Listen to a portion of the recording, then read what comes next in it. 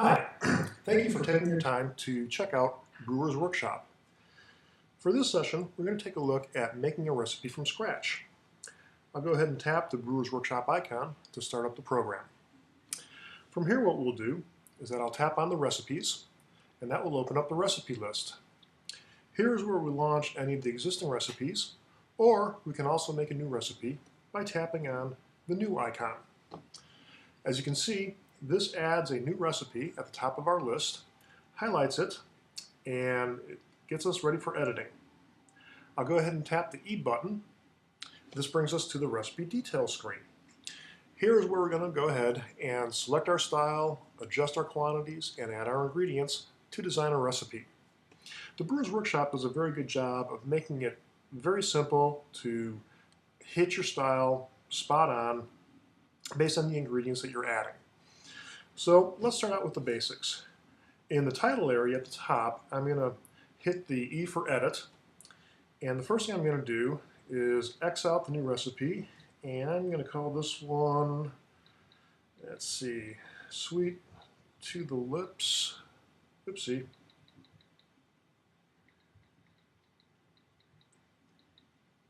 Brown Ale. While I'm here, I'm going to check out some of the other parameters. This will be batch number 13.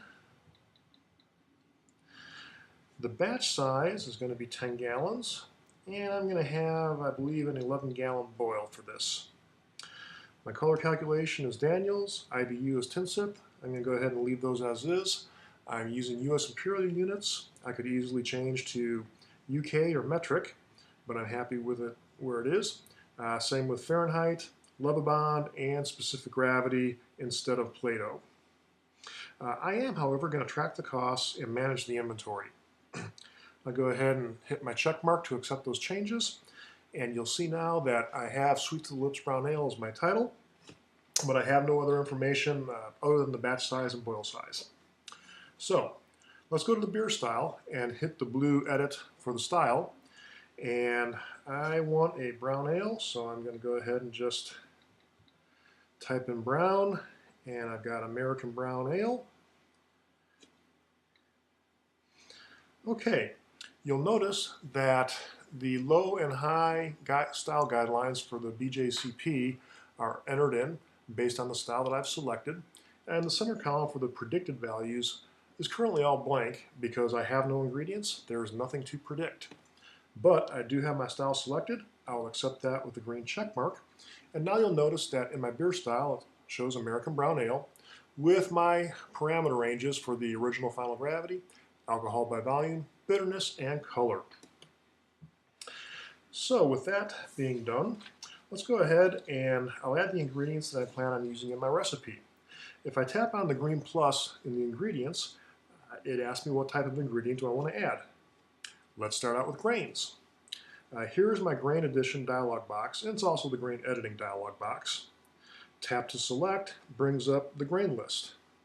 So if I take a look through here, I'm going to want some pale malt as my base, and I'm planning on using 15 pounds of that. And now as I add in the amount, you'll see that my color and yield contributions are calculated on the fly. Also, the price and my inventory are also displayed. I'll accept those changes, and I'm going to add, in addition to that, some Crystal 60 Lovibond. And you may be wondering why some of these ingredients are listed in blue and some are in black. It's just a very convenient way of seeing which ingredients I actually have inventory of. If I do have a quantity on hand, it'll be listed in blue. And if I don't have anything, it's listed in black. Or in fact, if I have a deficit, it's also listed in black. So for my Crystal 60, I think I'm going to add about 4 pounds of that. And you'll notice the price adjusts as I change the amount based on the unit cost. And the inventory will also adjust based on how much I'm using. This particular addition is going to bump up my color quite a bit with 13 degrees Lovibond and add some yield to it, about 10 points of specific gravity. And you can see here in the beer style area, that my original gravity, final gravity are already getting dialed in. I haven't added any hops, so there's no hop bitterness calculation. And the color is still a touch light. So I'm going to go ahead and I'm going to add some chocolate. And I'm going to add about 6 ounces, which is 375. All right, that does a good job there. Let's go ahead and add some hops now. I'm going to go ahead and add a couple ounces of Cascade for the full boil of 60 minutes. They're going to be leaf, but I'm going to have them in a bag. You'll notice that the IBU contribution changed as I toggle between bag and leaf, bagged and not bagged. It'll also change based on whether you use pellets or not. Pellets or leaf. And I'm going to add some more Cascade near the end of the boil.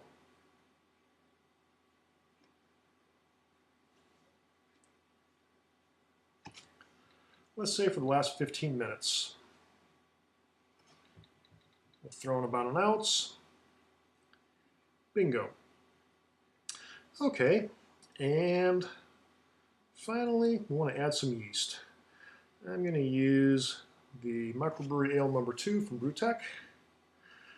That's about a $7 item for 1 package. Let me add that. And there we have it. I have designed my recipe for the American Brown Ale. And to get an idea of what this will look like, I'm going to go ahead and, maybe you didn't see that, let me just jump back here. At the top in the title area, I'm going to tap on the kind of orangish or peach colored @ sign, which is basically an email. And from here, you can see what I have for the ingredients. I have my grain bill, my hopping schedule, and my yeast. And if I need to create a simple shopping list for a run down to the homebrew store, just for this one particular batch of beer, this is the easy way to do it. You'll see I got my style, American Brown Ale. I've got my price per 6-pack, $2.25. I love that. The boil size, batch size, and some of the specifics in terms of the low predicted and high for the color, gravity, and bitterness. You'll notice I don't have any brewing, racking, or bottling dates or gravities because I haven't done that yet.